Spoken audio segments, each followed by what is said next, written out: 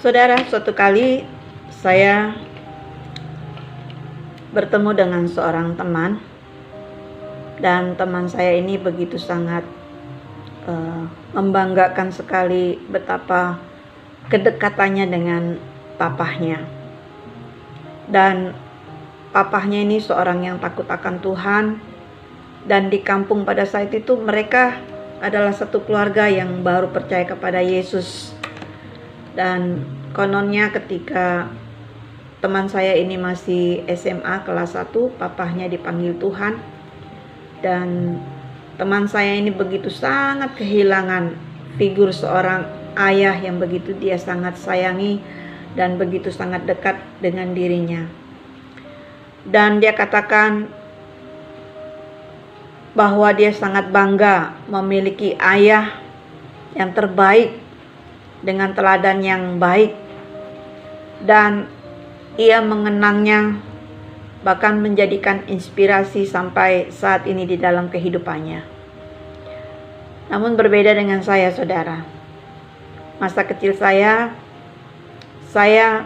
tidak memiliki figur seorang papa yang baik, karena papa saya selalu menyakiti hati ibu saya. Papa saya selalu marah-marah terus di rumah. Papa saya selalu berkata-kata yang menyakitkan, baik kepada istrinya dan juga kepada anak-anaknya. Sehingga hal ini membuat kepahitan di dalam kehidupan anak-anaknya.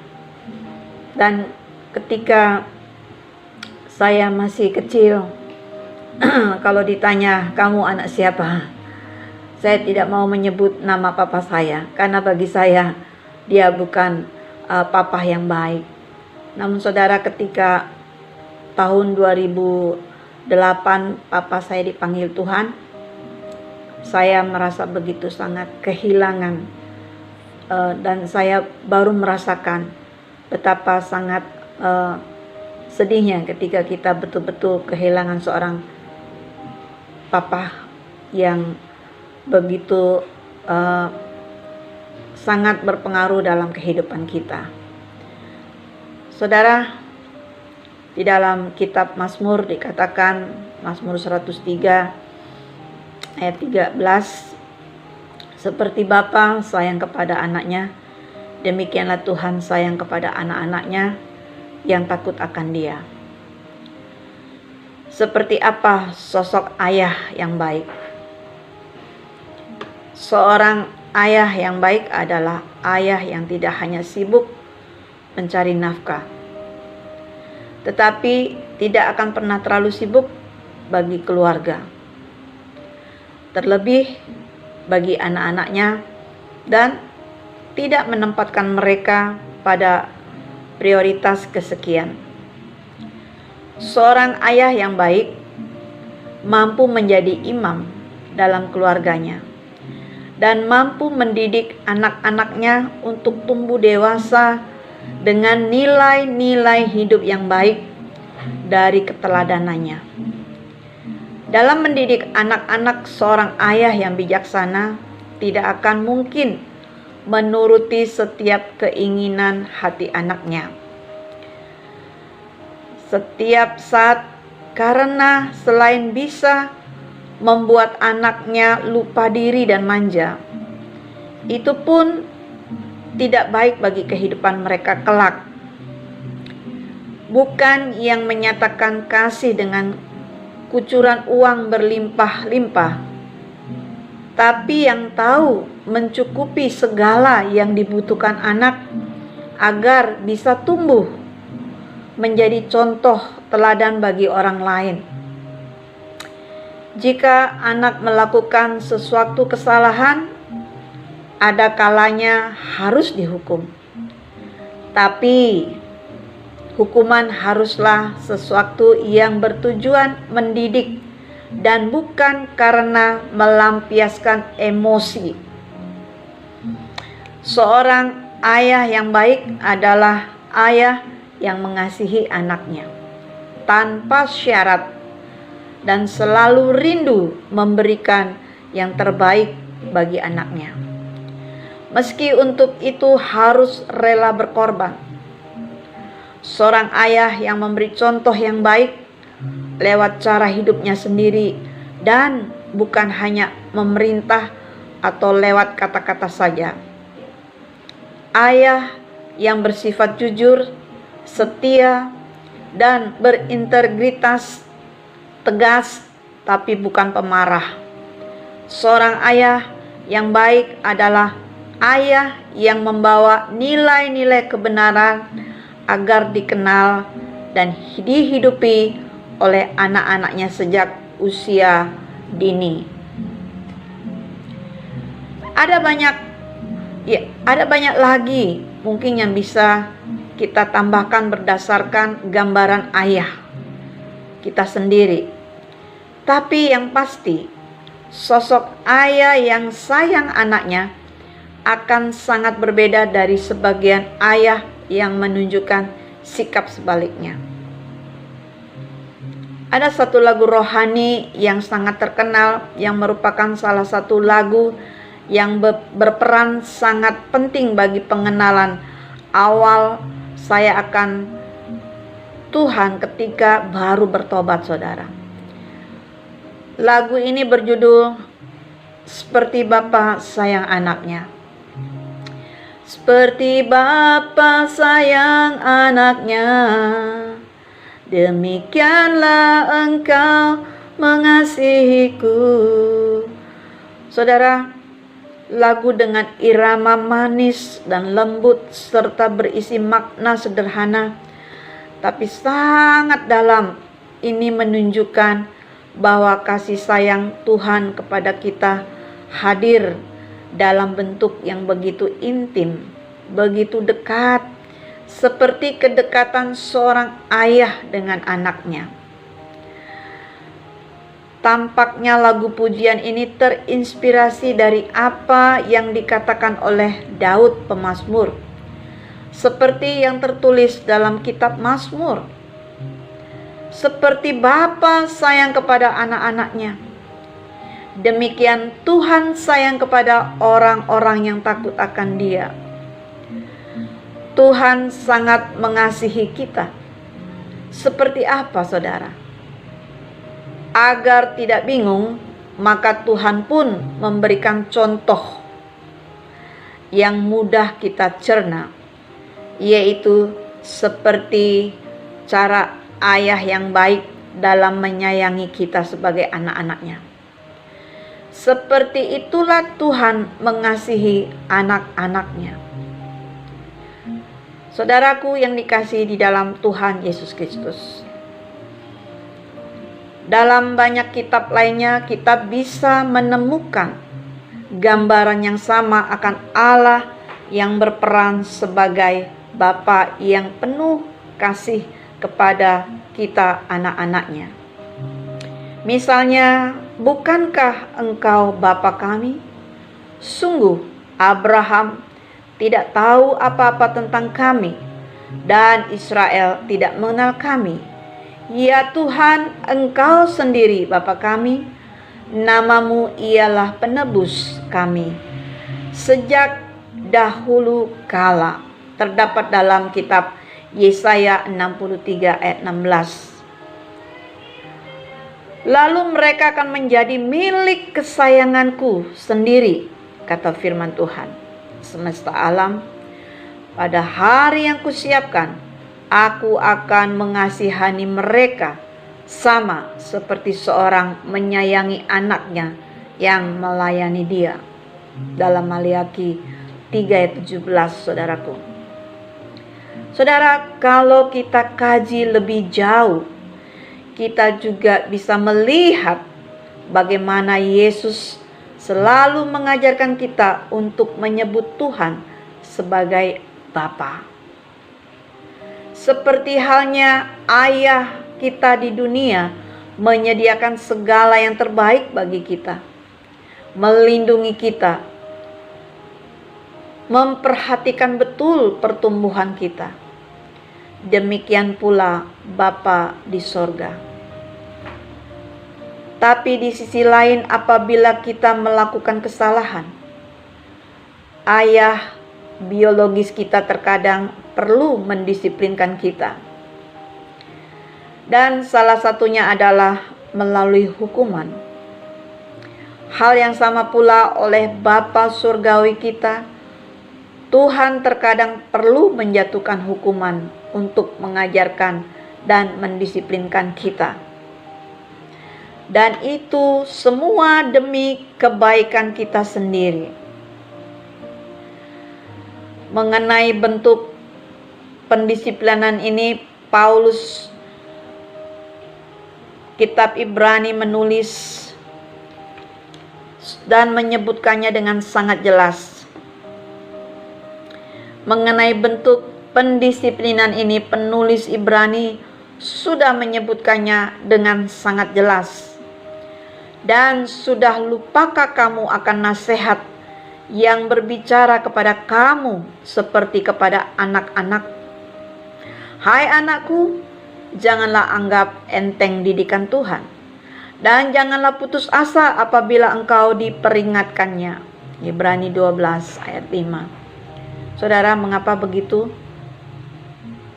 Bukankah diperingatkan atau dihukum itu tidak enak? Ya, tentu saja. Tapi itu adalah bentuk perhatian Tuhan kepada kita. Akan jauh lebih baik kita diingatkan sekeras-kerasnya sekarang selagi masih ada kesempatan, ketimbang dibiarkan tersesat hingga harus binasa dalam api yang menyala-nyala kelak di neraka. Dan ayat selanjutnya pun berkata, saudara, karena Tuhan menghajar orang yang dikasihinya, dan ia menyesah orang yang diakuinya sebagai anaknya. Ayat 6, kemudian dilanjutkan dengan penjelasan lebih jauh di ayat selanjutnya. Jika kamu harus menanggung ganjaran, Allah memperlakukan kamu seperti anak. Di manakah terdapat anak yang tidak dihajar oleh ayahnya?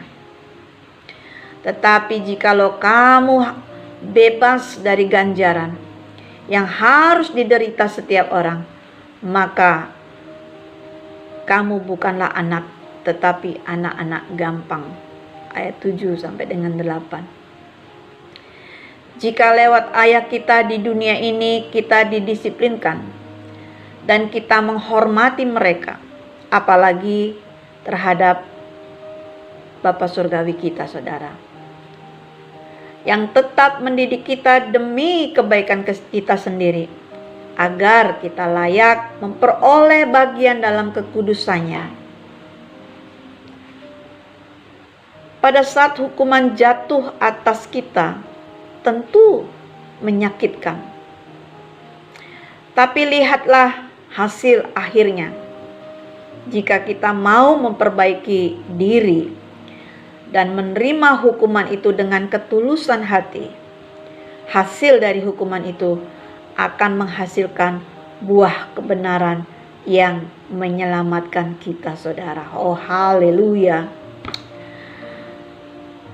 Lalu bentuk pendisiplinan yang terkadang hadir dalam bentuk hukuman dari Tuhan bukan terjadi atas keinginan untuk menyakiti dan menyiksa kita, tapi sebaliknya, karena Tuhan begitu mengasihi saudara dan saya, dan tidak ingin satupun dari kita binasa.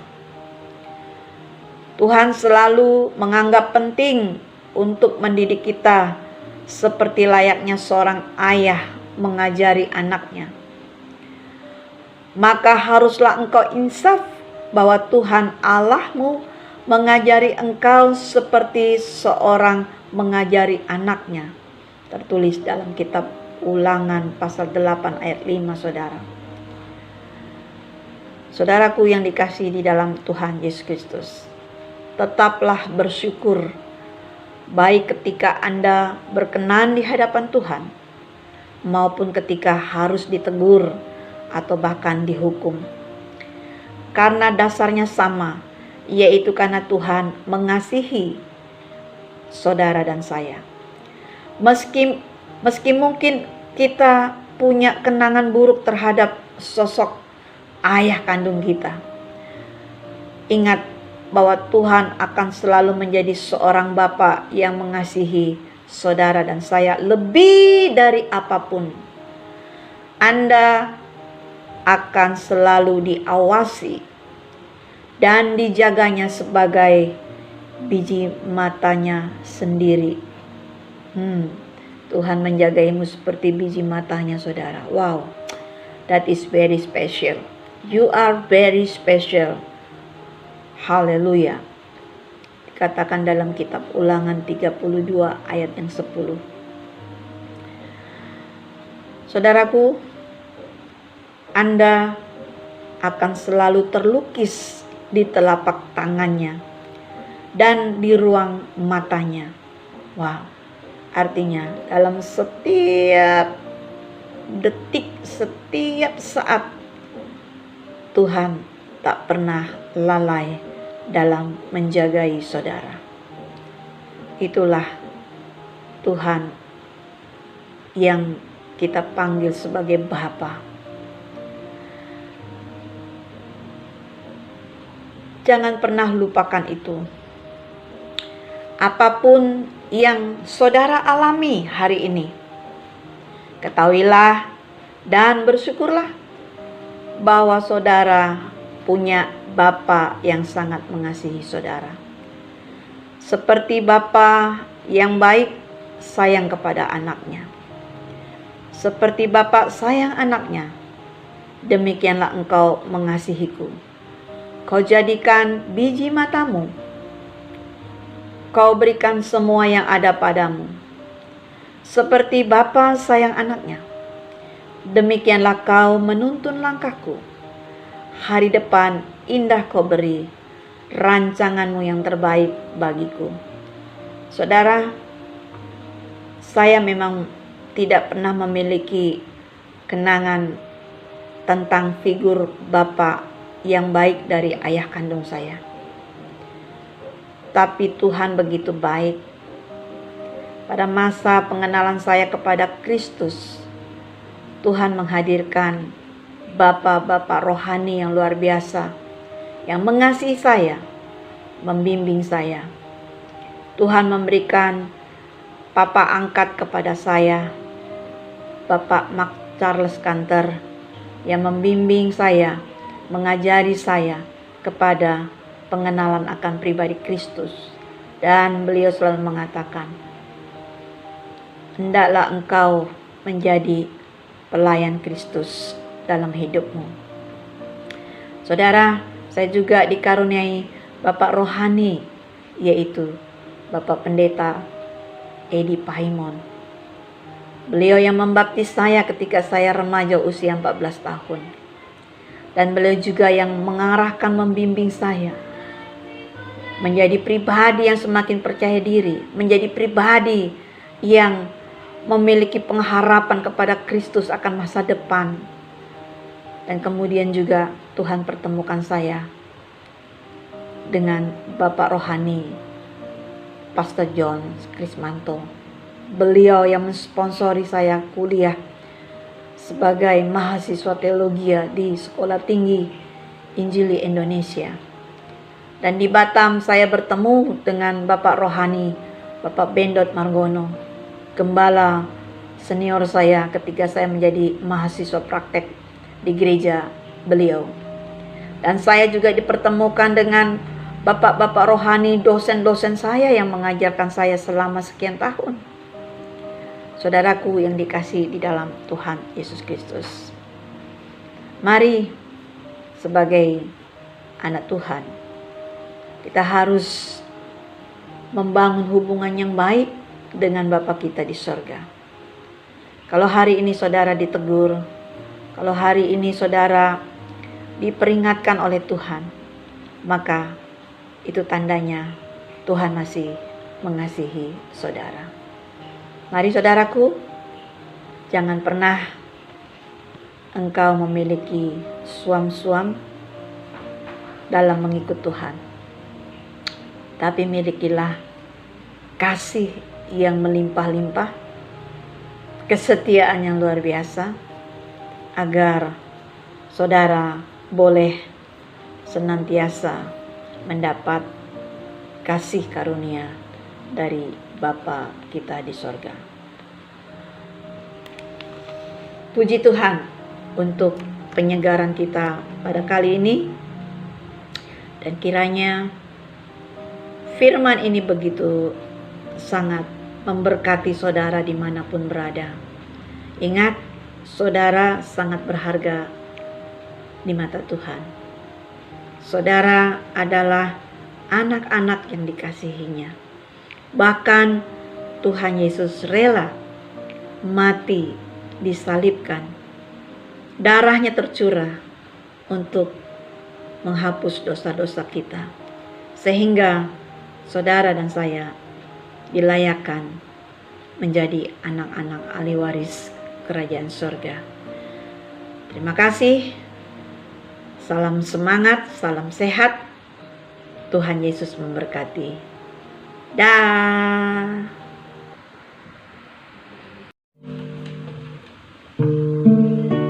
Saya akan menyanyikan sebuah pujian seperti Bapa sayang anaknya.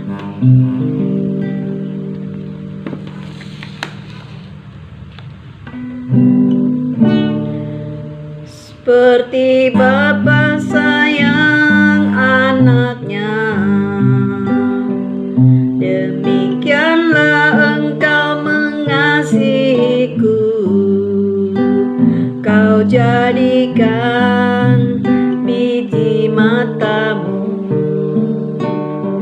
Kau berikan semua yang ada padamu. Seperti Bapa sayang anaknya, demikianlah Kau menuntun langkahku. Hari depan indah Kau beri, rancangan-Mu yang terbaik bagiku.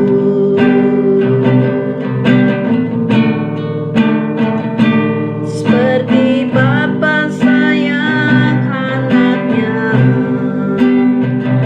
demikianlah Engkau mengasihiku.